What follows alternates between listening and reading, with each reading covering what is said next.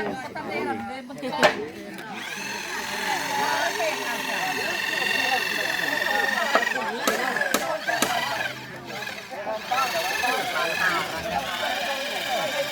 ือว่าสามัคคีดีพี่น้องหมู่บ้านนี้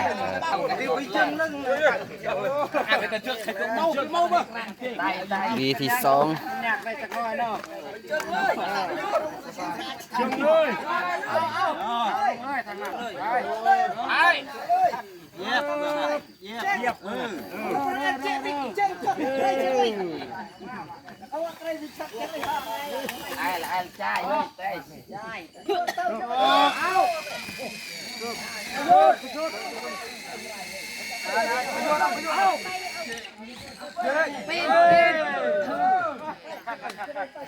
เรียบร้อยพี่น้องไปสบายดีเด้อสวัสดีเป็นเด็กเสิร์ฟมื้อนี้น้องปิ่นธรรมดา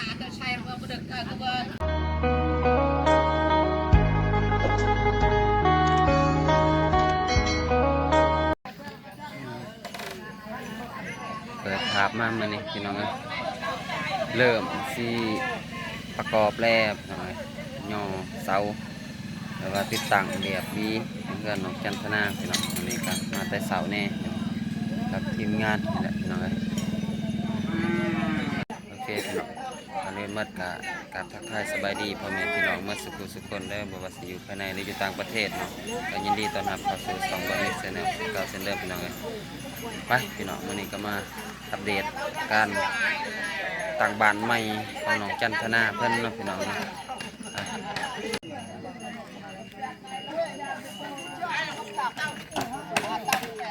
ตั้งV1ก้อนบัดนี้พี่น้อง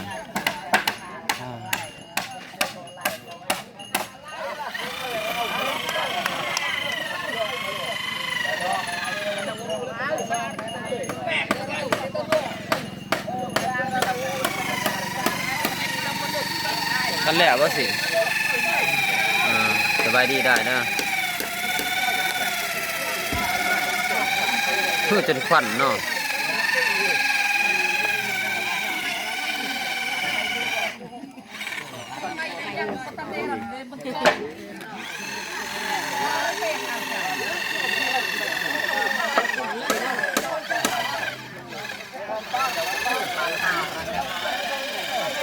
คือว่า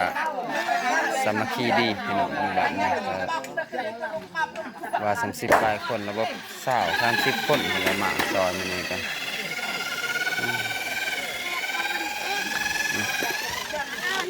ต่างใดV1แล้วต่างมาอะไรเนี่ย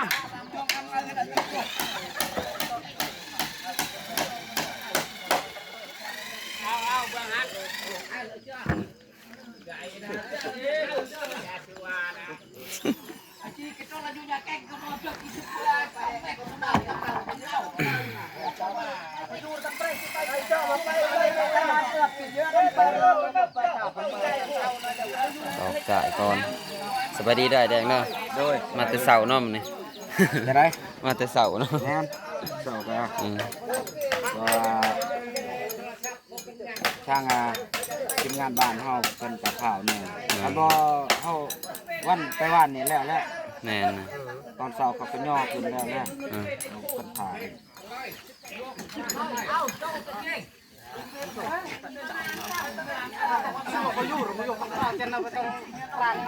วีที่สองเชื่อว่าพร้อมเพียงหนาเพราะมาลายเติมนี่เอาเมื่อตัดตัวนี้ก่อนเลยเล็ดยาวกว่าตัดหรอโอ้ตัดแล้วมูบอเคาะออก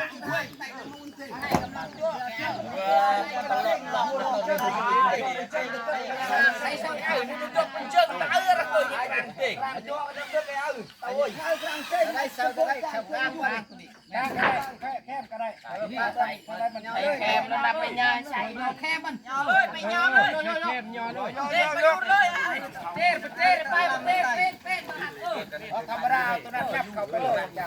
จัดในน้องเต้ากันไปจึงนึงเลยไปแต่เชือกใส่ตัวเมาบ่วีที่2อยากได้จักน้อยเนาะจึงเลยเยียบไอ้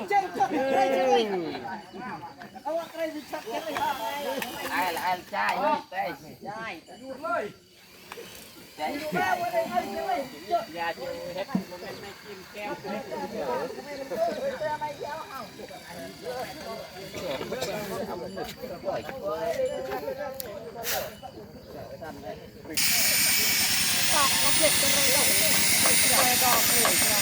ต่างนี้ที่2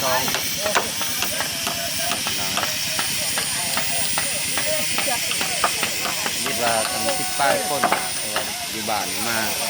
หลายเติบ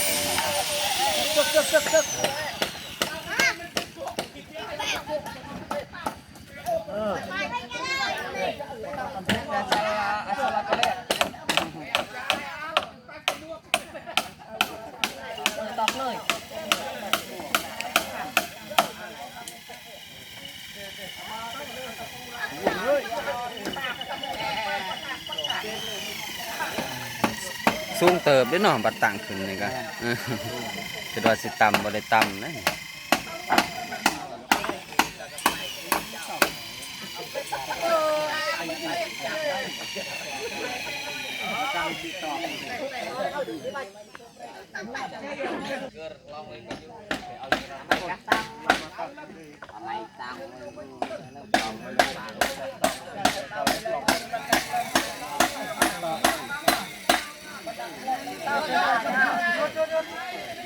ใจประโยชน์ใจไต้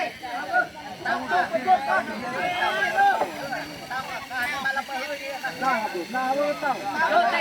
ต้องไว้เปียกเอา ติดต่างใส่เลยพี่น้องเอ้ย ใจเต้าบัญชาเอาย่อไม่เอาบัญชาเอา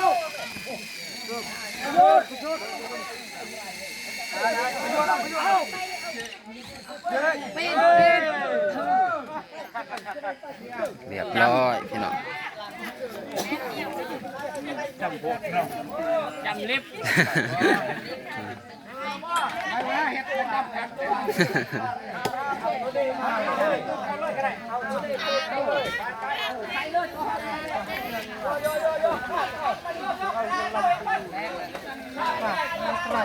ต่างใส่ตีนเศร้าเลยพี่น้องตอนนี้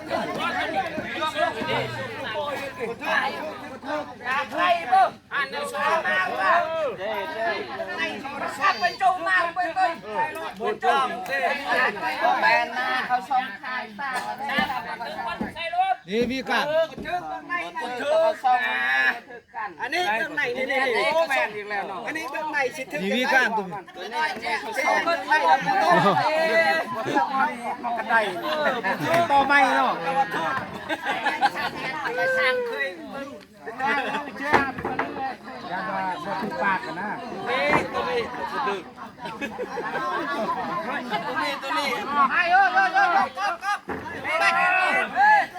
ให้ทันใจพี่น้อง อะไรจนเจอประโยชน์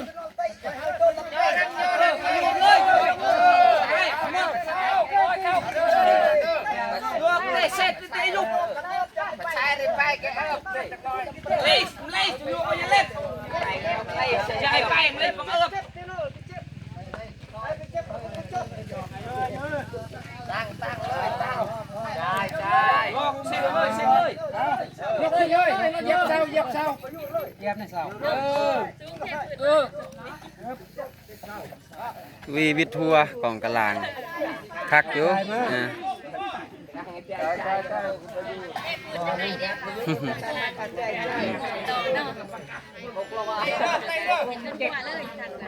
วีที่3พี่น้อง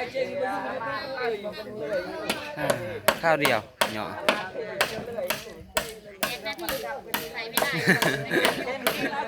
บ่ได้ยากนะ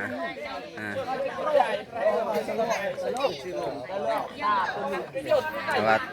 สามัคคีกันดีนะมีบ้านนะ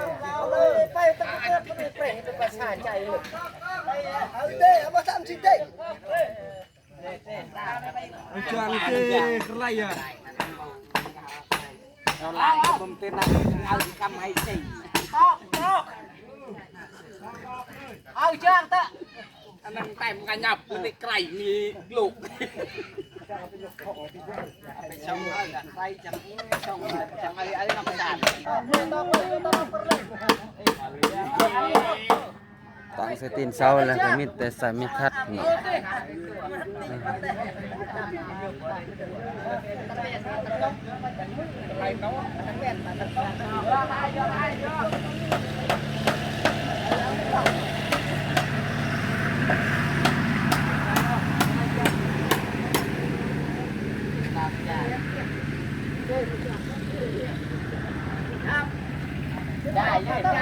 ผมมีไปจับ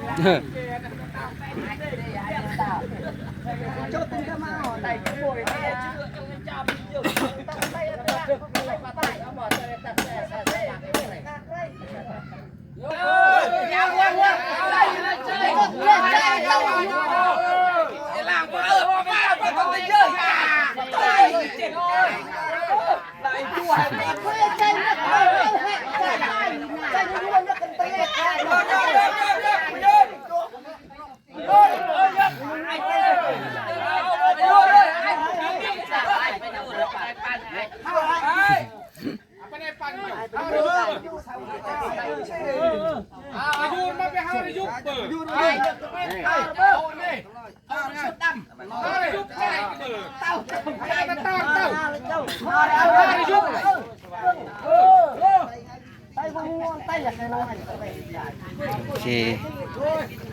ใส่ตีนเสาอยู่ที่สองแล้วสบายดีเด้อ สบายดีมาซอยเฮือนสั้น ทัดใจเนาะเดี๋ยวว่าแล้วไว้เติบเขาเดี่ยวเนาะ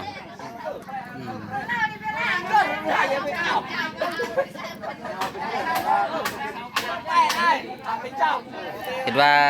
คนสิบ่หลายสำนีเด้มานี่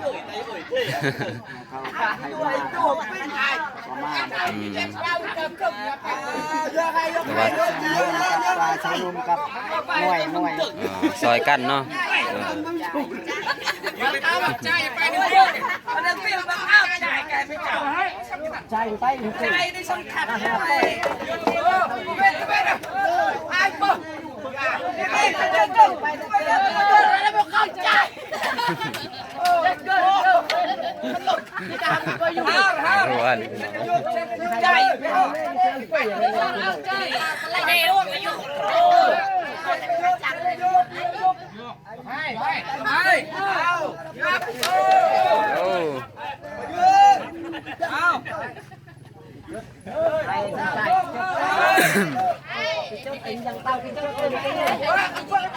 ดีที่สามติดตั้งใส่ตีนเสาพี่น้อง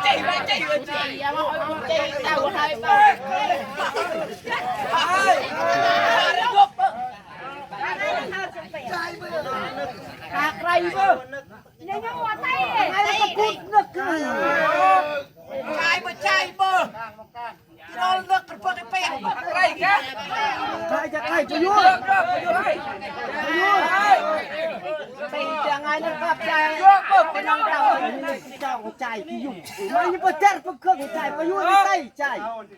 ไอ้คนเซ็งตายแล้วไอ้พวกไอ้หอก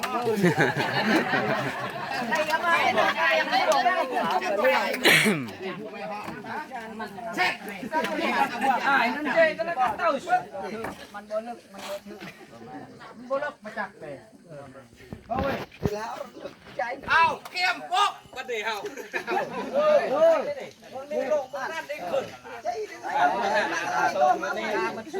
นี่มันขาด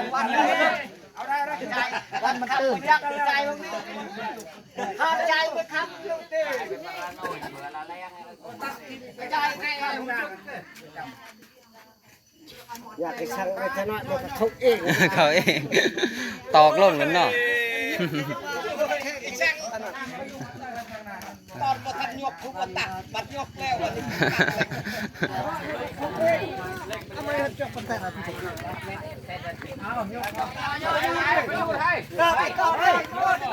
ยกไม้อีก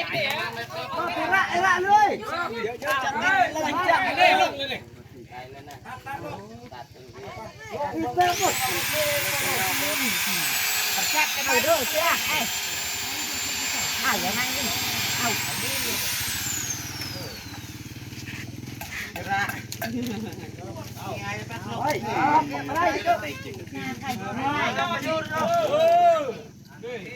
เอาตัดอีกแล้วเอาเพื่อ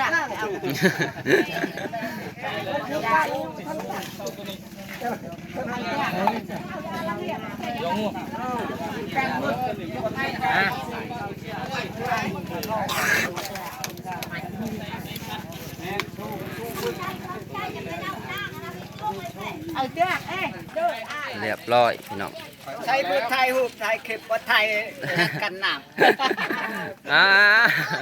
อยากกันกินมันคือว่าไทย น้ำบ่พ่อบ่ ชมน้ำมันเด้อพี่น้องชมน้ำมันแล้วเด้อพี่ซิ่งความการเรือของบริษัทขอบใจเด้อสำหรับน้ำชมน้ำมัน เสิร์ฟน้ำตอนนี้ครับ มือชุดไทยเองเอาจึงมาไม่เองมือฉันเล็กฉันเส้นมือเก่ง แต่ว่าสำเร็จพี่น้อง เป็นมอไปดูอ้วนมันเที่ยวอ่ะแล้วมัน เติ จะ มน้ำแล้วก็อยู่บ้าน ยังไงจะเก่งแล้วแบบกัดตะการอย่าง มาซอยเรือเนาะเพื่อนของน้องจันทนาพี่น้องเลย ยอมจำเมาวุ้น แต่ว่าสำเร็จแล้วเมื่อนะ มันจะมาอ่านในการยังมาตัด ตัดตีกว่ามาเจ้าเบิร์ด ไปอ่านมาตัดเจ๊ให้ดิ ใครเรารับการไกลๆตัวนั้น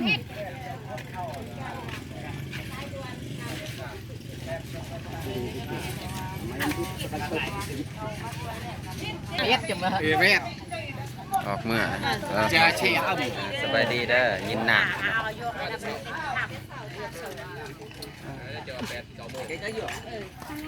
มองใจที่เชียงเงี้ยอ่ะไม่กับไปพัฒนาไม่ยุ่งดึกที่เดี๋ยวว่าไปตอนเราไปเป่าที่ได้ประโยชน์ไปประโยชน์กัน เรือก็เป็นสร้างแต้มเพิ่นพี่น้องตอนนี้ก็ ไปอิดแต่บอยไปเจ้าไปติดแกไปอิดงานเลย สำนีได้อเนาะอ้าย สำนีแล้วเนาะข้าวซอยแต่ว่า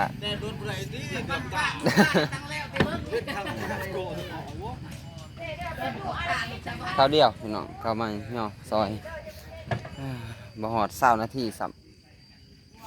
ติดตั้งสำเร็จ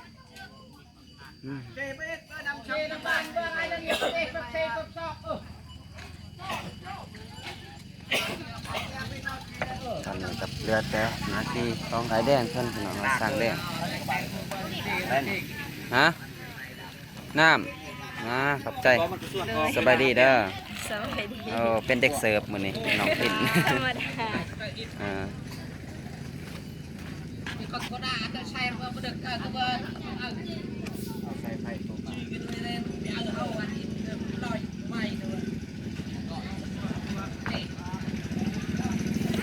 อากะคักได้มีกระลางอย่างนี้เนาะพอดา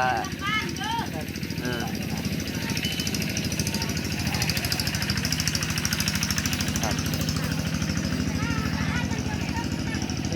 ยามมันห่อนพอได้อยู่กระลางเด้อ่า มีเงินกับเกาะกันชาดลงมานี่ พอดีเนาะอืมพอดีอยู่พอดีงามอ่า อ่า แต่บ้านมีงบโตเทพพื้นละอ้ายพอลงหน้ามองขวดเลยนี่เตะ เม็ดอะไร นี่นะบ่ เก่ามัน8 เมตรเก่านะความสูงนี่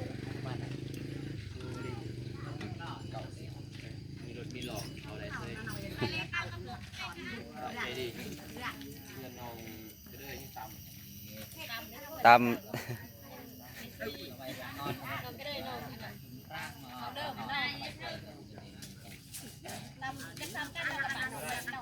2 เมตรแม่น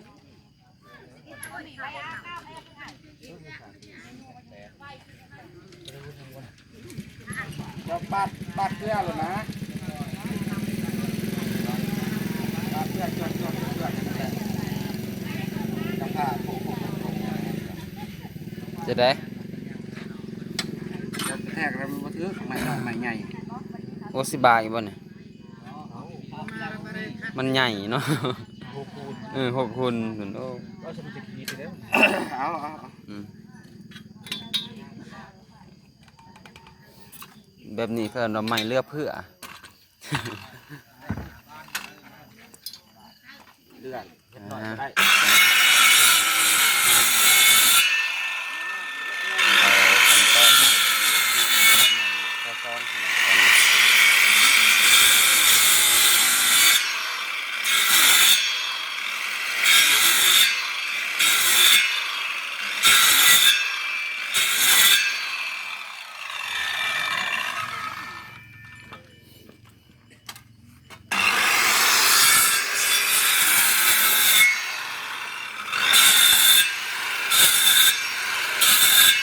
จะได้บากหมดเนาะ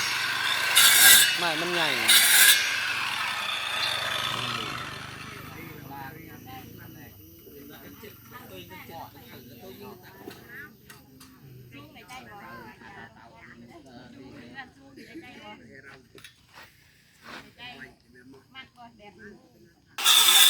เดี๋ยวบากไม้พี่น้องเพราะว่าไม้มัน6 คูณ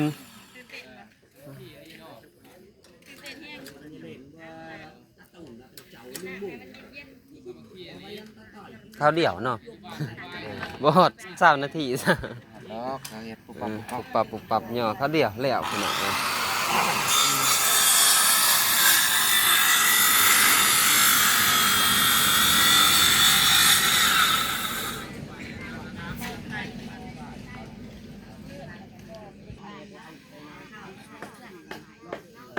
บ่ว่าสิได้มากเบิดเนี่ย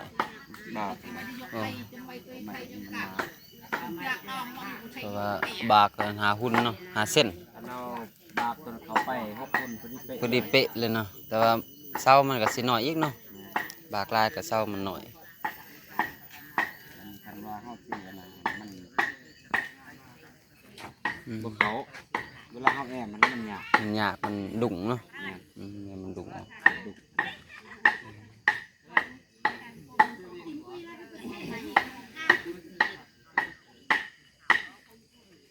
เดี๋ยวสามัคคีกันอยู่บ้าน ข้าวเดียว แล้วพี่น้องเลยแหงหาสาวหนุ่มว่าสาวหนุ่มบ้าน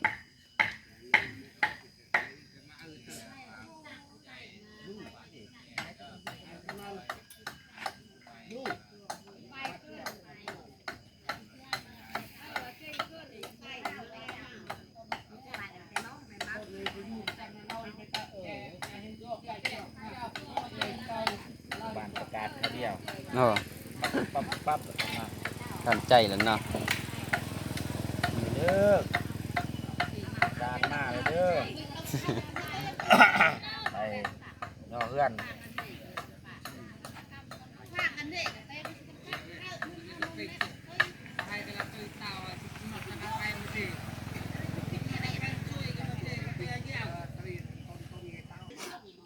อยากขั้นตอนนี้แหล้วได้กรอบย่างเรียบร้อยเลยมันก็เป็นไง แค่แน่เนาะอืมอยากแต่ไม่คัดกันใหม่นี่มีซองซื้อ ไม่คัดกระแมนใหม่ข้อซองกระแมนเนาะ เป็นตัก สำเร็จพี่น้องเอ้ยรวดเร็วทันใจสร้างกับไส้จวด ทีมงานมาช่วยกับคนกระบาลกับไส้จวดคือกันข้าวเดียวเนาะ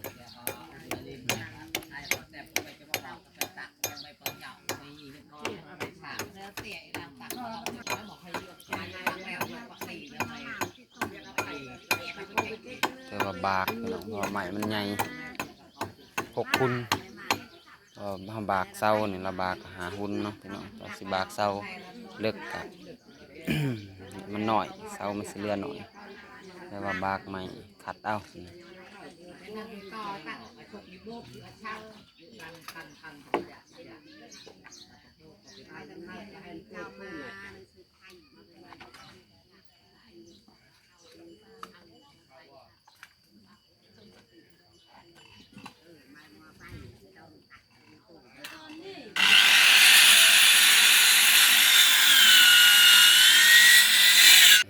สบายดีเด้อน้องจันทนายิ้มแย้มแจ่มใสเลยเนาะมื้อนี้ตั้งแล้วเด้เหือนเนาะดีใจบ่นั่งบ่โดนเนาะก็สิได้น้องจันทนาทางน้องจันทนาเพิ่นแต่ว่าแม่เพิ่นตอนนี้เป็นกินบ่แม่ไปซื้อของกินบ่เรื่องกลางน้องเพิ่นสิได้เพื่อนใหม่แล้วติดตั้งเรียบร้อยแล้วเนาะดีใจนำน้องเพิ่นหลังมื้อนี้ก็มาแต่เช้าแน่ก็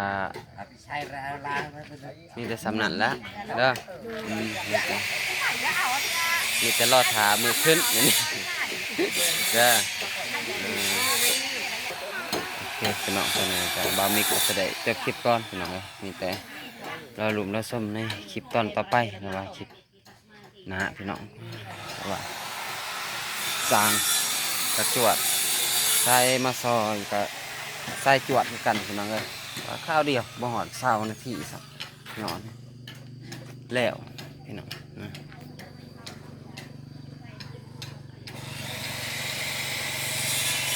โอเคพี่น้องสำหรับคลิปนี้เนาะบ่าวมิกกาแสดงขอตัวลาก่อนเนาะพี่น้องเนาะกาก่อนอื่นมัดกากราบขอบใจผู้ใหญ่ใจบุญหรือ FC ทุกท่านเนาะที่เข้ามา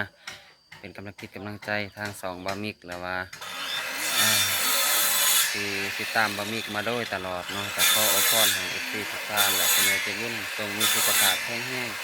ปรารถนาสิ่งใดก็ขอให้ได้สิ่งนั้นสมดังใจปรารถนาเงินคำไหลมาเทมาเฮงๆต่างๆเลยพี่น้องเลยสำหรับที่นี่บ่าวมิกก็ขอตัวลาไม่แต่ว่าพอกันคลิปหน้าหรือคลิปต่อสำหรับที่นี่บ่าวมิกก็สิขอกล่าวคำว่าสบายดีเด้อพี่น้องบ๊ายบาย